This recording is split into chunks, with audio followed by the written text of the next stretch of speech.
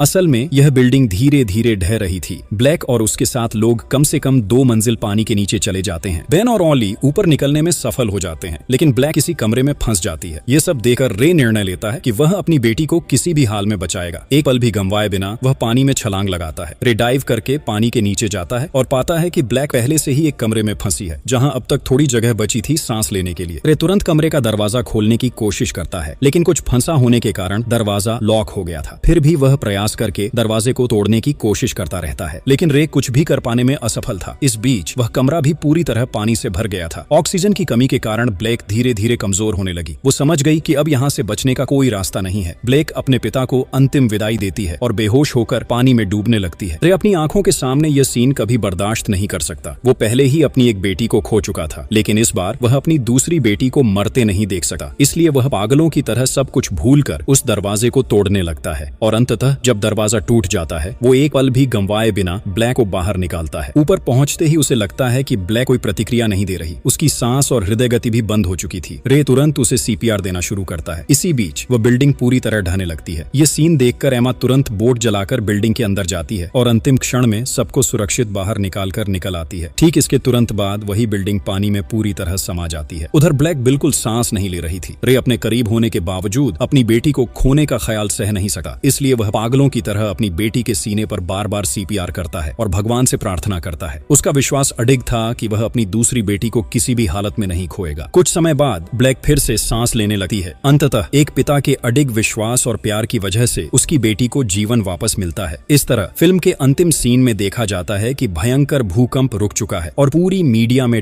Lawrence के इर्द गिर्द हंगामा मच चुका है। रे और एमा अपने तलाक के फैसले से पीछे हट जाते हैं। इसी बीच बेन भी अपने दिल की बात ब्लैक को बता देता है कि वह उसे बहुत पसंद करता है। फिर सभी लोग अपने शहर को नए सिरे से बनाने और सजाने के काम में जुट जाते हैं। इसी सीन के साथ यह फिल्म यहीं समाप्त होती है।